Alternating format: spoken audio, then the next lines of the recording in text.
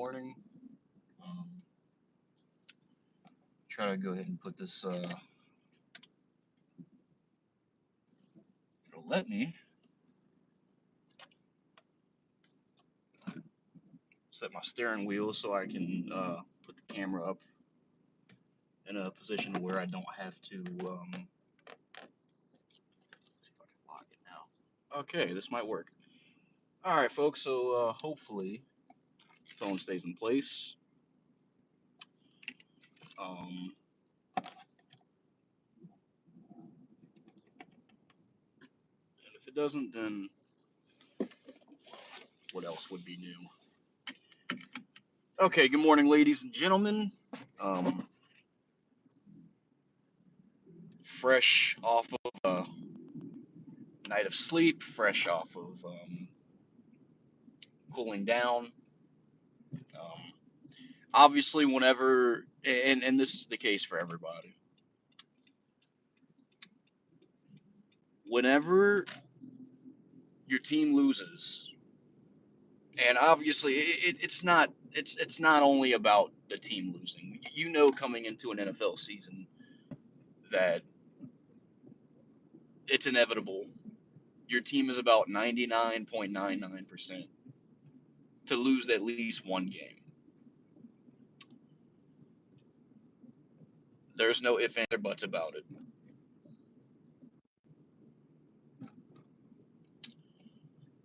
I think the thing that gets fans more triggered than anything is not necessarily losing the game. And it's not even always how you lose the game, because the way they lost the game yesterday was pitiful. It was pathetic, absolutely horrendous, without a doubt. So it's not always about losing the game. It's not always about how you lose the game. It's about what that loss means for your team. Not only is it about what that loss means for your team, it's about the narrative leading into the game that you lost. Understanding what the expectations were going into the game, and then knowing that, especially after you blow an 18-17 lead last week, terrible, catastrophic way. Can't get any worse than that. Turn right back around and get blown out by Tampa Bay the week after. Get absolutely destroyed. To me, it's not even the narrative of losing two games in a row. I could have expected that from this team, 100%. Like I said, at this point, 2-2 is about where I expected us to be. It's not about being 2-2. It's not about losing to Tampa Bay. It's not about losing two games in a row. But it's the fashion in which you've lost these games. The hope. Like, is there anything to look forward to? Is there anything you can build upon going forward? To me, that's what means more than simply just being 2-2, 4 games in, and losing two games in a row, and losing a close game, and then losing a blowout game the week after. It means much more than that, because there are obvious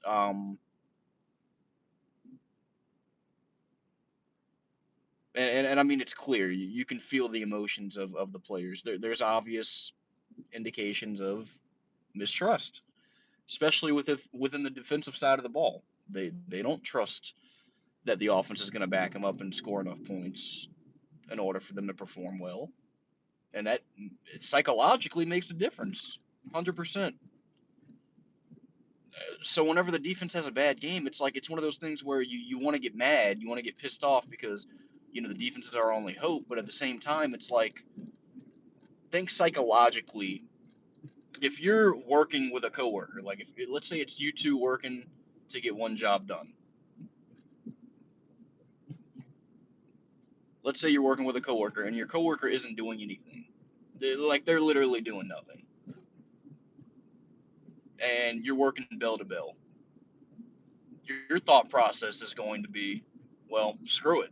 I know I can do a lot better. I know I can work my ass off,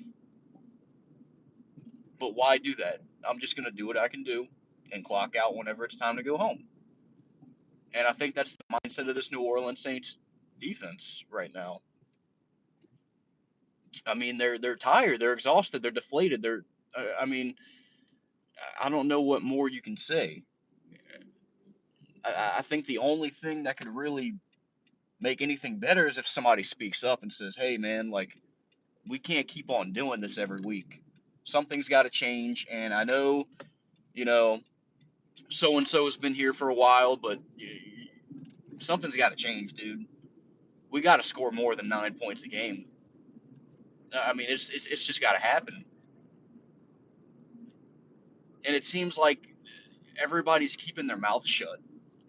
I don't see any kind of indications of, being frustrated or, people, good teams, what good teams do to get better, and I hate to say this, but it's the truth. A lot of good teams get into arguments, they get into conflict. There's heat between teams or players of the same team or coaches of the same team before things get better. You don't just casually go to work every day and not address the situation and not, as Alvin Kamara stated, have tough conversations. You got to address it. I mean, Dennis Allen, you got to go into the office and say, "Hey, listen, Pete, this is not working out, dude. What you're doing is not working. We need something else." And, you know, I understand that, you've been here for a while, but, maybe we should have somebody else call the plays. Ronald Curry, maybe he should call the plays. Because whatever you're doing is just not working, dude. It's holding us back.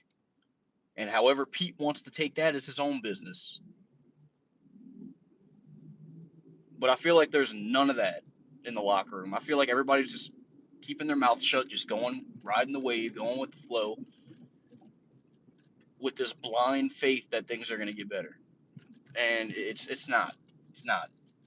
You keep doing the same thing that you're doing, like Dennis Allen said last year at halftime whenever we were down 28-14 and Andy Dalton threw 3 interceptions, 2 pick sixes. He said he told Andy Dalton to just keep doing what he was doing. If they keep doing what they're doing now, they're not. The season's over. It's done. It's a wrap.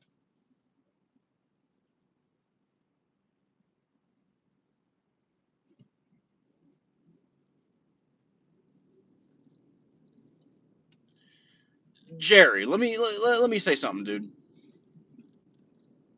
The thing about it is, and you can say whatever you want, dude. I knew coming into the season that this was a possibility. Like I absolutely knew coming into the season that there was a chance that this could take place, that this could happen. Absolutely. We all said coming into the year the Saints have a quote unquote soft schedule. They need to do something with it. If they don't make the playoffs, everybody needs to go. And as of right now, it still stands that way. But at the same time, I knew months before the season started, and I didn't say anything. I didn't. I wasn't talking a big game. I wasn't looking at the schedule and saying, "Man, this is an opportunity. We can really do something here." Even with bad coaching, we have all this talent. We can win 12 games. What did I come on here and say? I said, "Listen, everybody's looking at us the way we're looking at them as winnable." And that cannot be more true right now. The Saints can be beat by anybody on their schedule, even the Chicago Bears. I mean, think of the worst teams. We play two of them, Chicago and Carolina. Those two teams can beat the Saints. 100%. Would not be shocked. So whenever people started coming onto my channel during my live streams before the season and started predicting 12 win seasons, and listen, Jerry, I'll be honest with you, dude. You were one of them, dude. You were one of them. You, Brute Saint, and I love y'all. But y'all 100% did come into the season feeling optimistic. You guys did. You did. And I didn't sit there and agree with you guys. I sat there and said, "Hey, man, I don't know about that. Maybe 10 wins. I think 7 wins is our floor and 10 wins is our ceiling." Because I did say I still don't trust this coaching staff. And you can have all the talent in the world. You can have every freaking built player, talented player you want, but if the strategy's not there and the leadership's not there, none of that matters. And quite frankly, I can say truly right now that I think I'm in a state of acceptance with where this football team is at right now because I knew coming into the year that it was a possibility that it could be this way.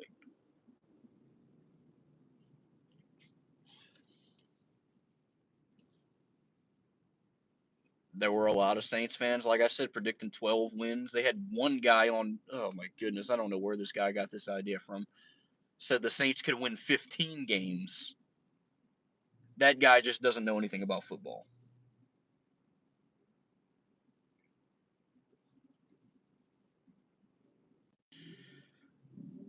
This is why every off season or leading into the season, I try to keep a wall up with the New Orleans Saints, especially nowadays, because you just know that at some points during the season you're going to have letdowns, and I knew it was going to happen this year.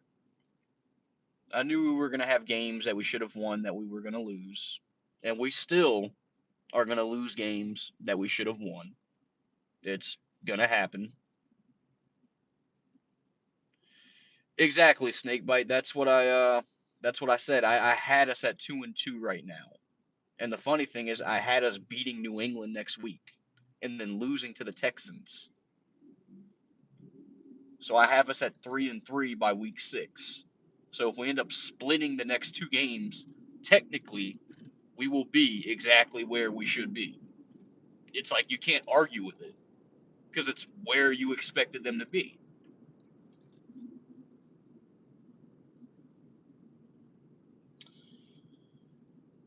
So I've come to the conclusion that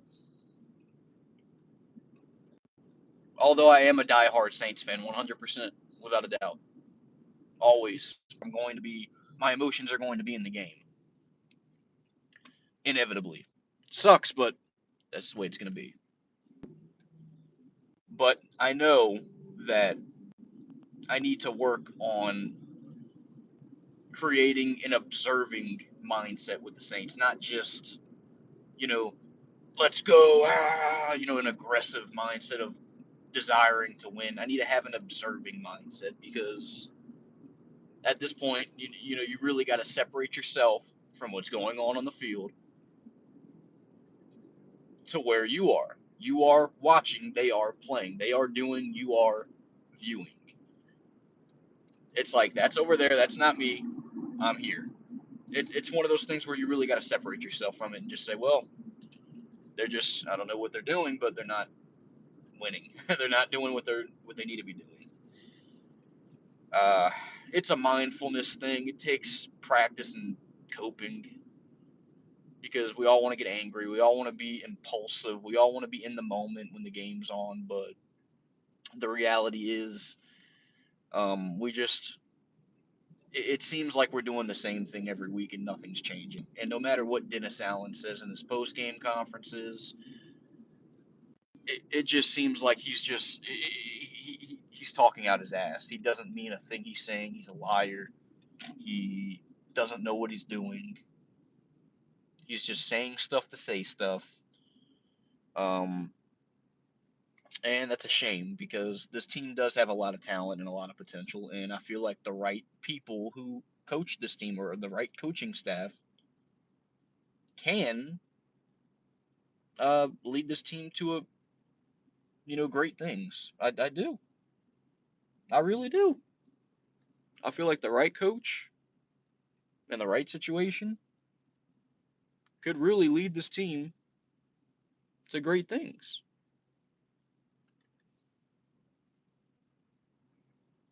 I think the Saints in another scheme strategy under another coach would be 4-0 right now. 100%. And I don't think the coach or scheming has to be extraordinary. I don't think they have to be great. I think they can be average. And the Saints could be 4-0 right now. What we have right now is below average, beyond below average, juvenile, amateur.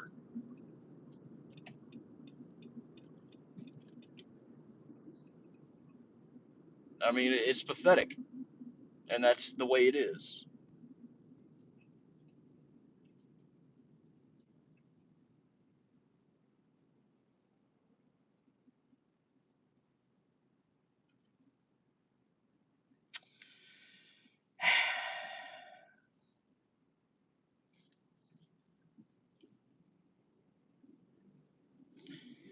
Yeah, that's the biggest thing, Chris. You win your division games. You got to win your division games. You're in a weak division, and the division's still weak. Tampa Bay is not any better because they beat us. Tampa Bay is what they are. Tampa Bay is not good.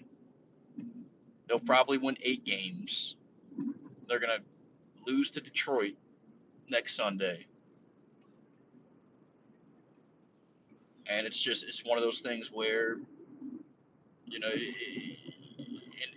in the 2 years in a row, you got a winnable division.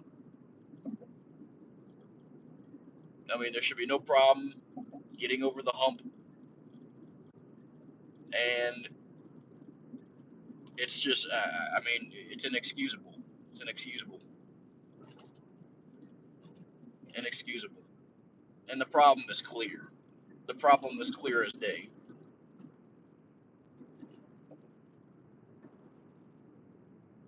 I mean, to start off, you have a terrible play caller on offense. Absolutely horrendous. The guy is brainless. I don't wish anything bad on him.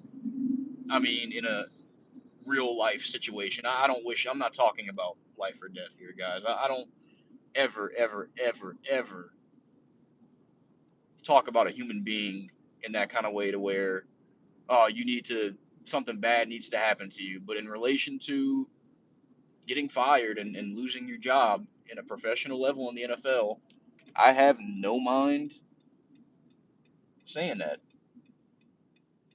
I don't mind saying that at all. Pete Carmichael does not need to be associated with the National Football League in any kind of way, shape, or form, unless he's going to a game and watching it. That's it.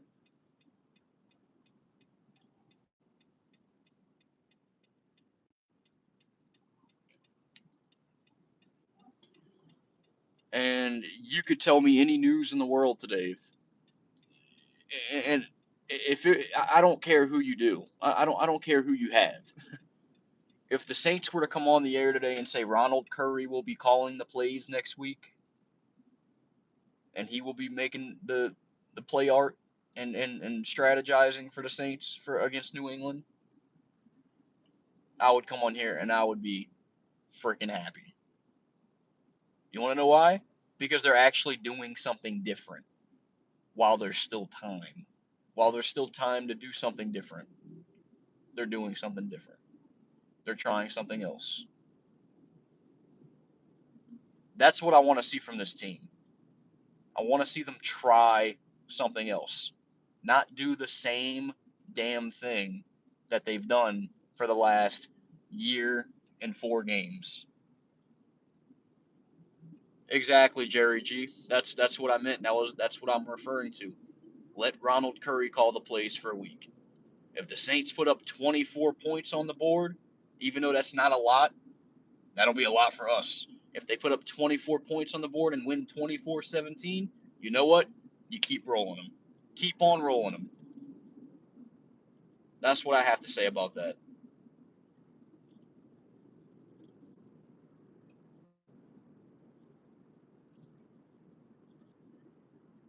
I mean, dude, Pete Carmichael's last. Let's just do a track record here. Let's do a track record here. Let's go with the last 7 games he's coached. 9 points this past week. 10 points last week. 20 points the week before. 16 points the week before. You go back to last season. 7 points. 13 points because Philadelphia, the game against Philadelphia, we had a pick six. 17 points again. And then you can go back a little bit even further. Against the Falcons, 21 points. The week before that, against Tampa Bay, 16 points. The week before that, against the Niners, 0 points. That's his last 10 games. Only 2 games have you scored 21 points or 20 points or more. And it was barely 21 or 20 points on offense. Everything else has been in the teens and the single digits. And that's just not freaking acceptable, dude. It's not going to win you any games in the NFL.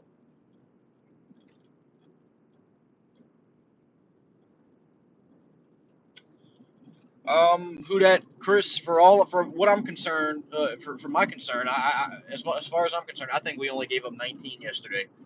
Adam Prentice, and I say this wholeheartedly, I would not mind if we got rid of him. And I get it. I've come to the conclusion he's a blocking figure on this offense. Which, by the way, I mean, if he is, he hasn't been doing good at it. But he technically is used to block. But you drop a wide open pass that would have got you a for sure first down and 20 something yards, up 3-0. Could have potentially had a drive. Well, I'm not going to say that because probably wouldn't have scored or scored a field goal. Um, the point I'm trying to make is you drop a wide open pass in the first quarter, and that was probably the first play that went wrong for the Saints that kind of led to a downward spiral. And then you fumble at the goal line, up 7-3. All you had to do was just push the pocket forward and go down. That's literally it. That's all you had to do. And you fumble the ball, give them back the ball, and they're up 14-3 at half, and it's game over right there. He was a big part in the loss, but I would not mind if we decided to part ways with him because I mean, the blocking sucks anyway. The offensive line is bad as it is. So even if he's used as a blocker, what good is he doing anyway? Because our offensive line is terrible. Um, and then you get the ball in your hands a few times, and I mean, you absolutely crumble. You crumble. I mean, come on, dude. Like I said, I don't wish anything bad on any human being in a real life setting, but in relation to this business, the NFL, I don't have any problem saying that this person needs to go, that person needs to get fired. No, I don't. Sorry.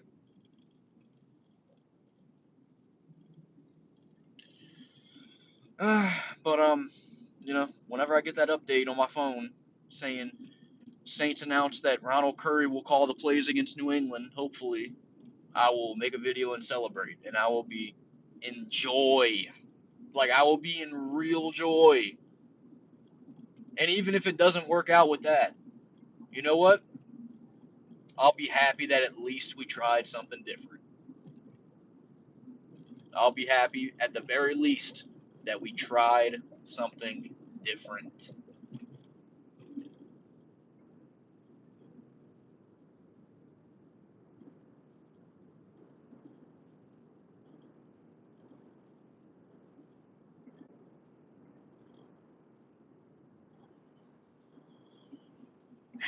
But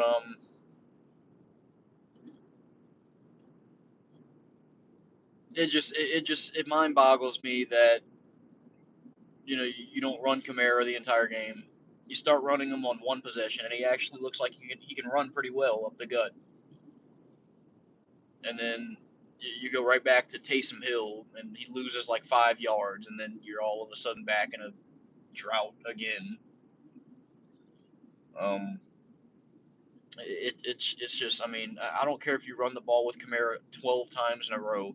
I don't care if they know that you're running the ball with Kamara. If it gets you 4 or 5 yards a carry, just continue to do it. Just continue to do it. 4 or 5 yards a carry leads to a touchdown, right? Does it not? So, I mean, you take whatever you want from that information, but Pete Carmichael is obviously not rejuvenated play calling by any means. He's going through with the same thing. He is stubborn. He doesn't want to change. He thinks the same type of format is going to work, and it's not. You don't have your daddy, Sean Payton, to guide you anymore. You're on your own, and you're not succeeding. You have arguably the worst offense in the NFL, and Eric of Steel can come on here and say, "Well, Matt Canada for the Steelers is even worse." Listen. I get it. Pittsburgh scored 7 points in one game, 6 points in another game, but I mean, at least y'all were able to score 26 points in a game a few weeks ago. And I know, yeah, you can argue there were defensive touchdowns in there, but I mean, you scored 23 last week against the Raiders. The Saints haven't even gotten close to 23. Haven't even gotten close to 23 points.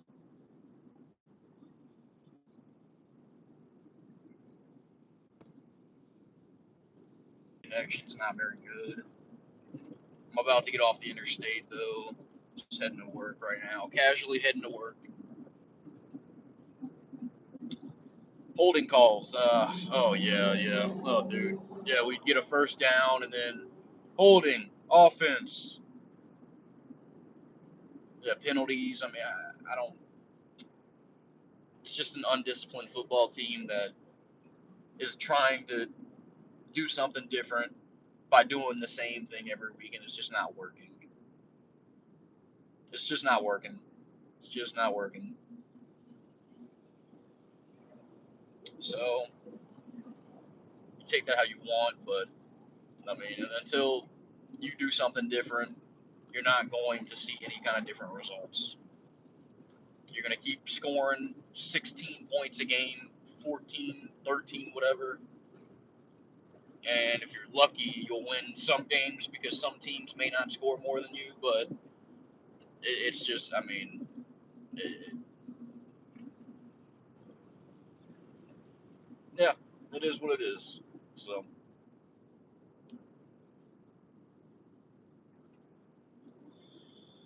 I hate saying that. I hate always using the phrase "it is what it is," but at some point, you got to really like look at it and say it is what it is because you can't control it, and if they're not doing anything to fix it, then why should you care?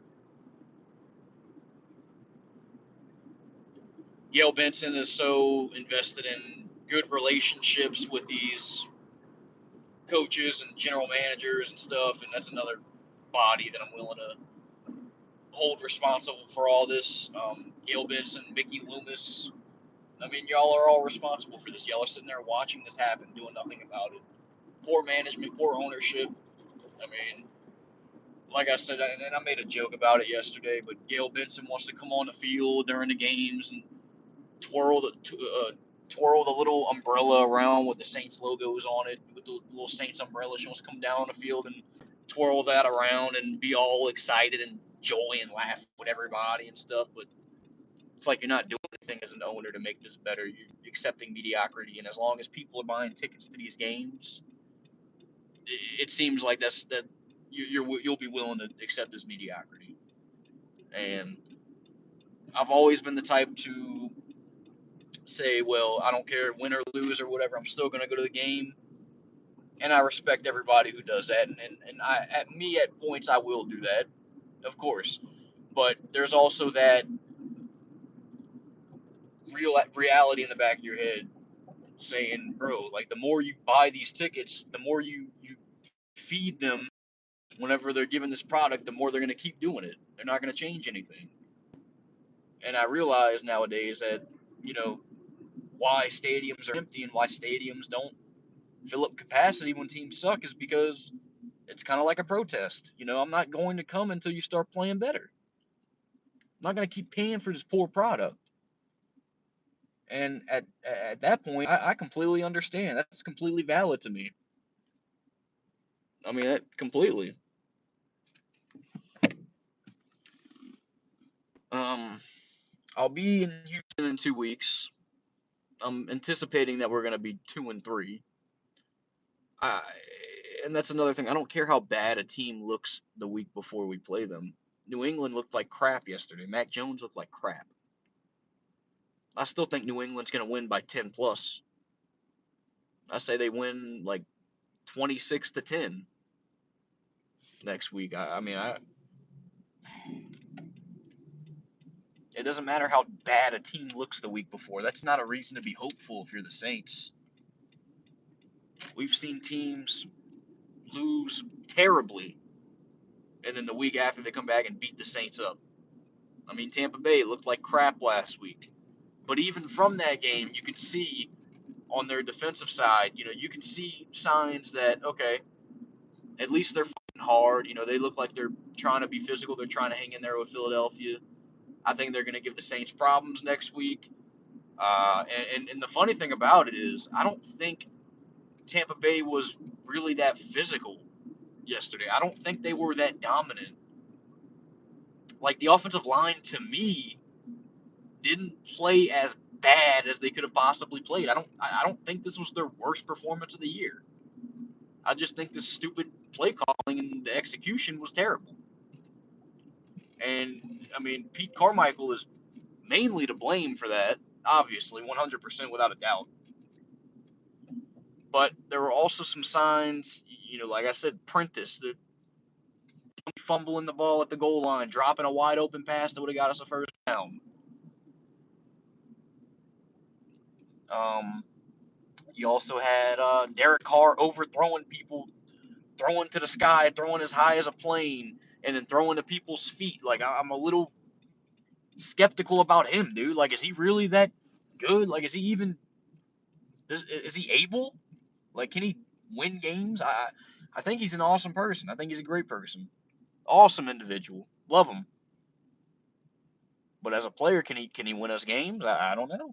I don't know. So far from what I've seen, he's done some good things the first 2 weeks. And I mean, who knows what would have happened last week if he stayed in? Maybe we'd be 3-1 right now. But this was obviously by far his worst performance, and I guess you can keep that into consideration. That I mean, although this was his first week back, well, first week back, like he did play last week, so we weren't sure if he was good to go anyway. This was a bad game for him. I get it. I'm not gonna knock him. A lot of the play calls were designed for him to throw stupid screen passes, like half of them. But I mean, you also question in the back of your mind, if he has to throw the ball down the field, can he do it? And still don't know if that's really true. I don't know if that's true. Um, I mean,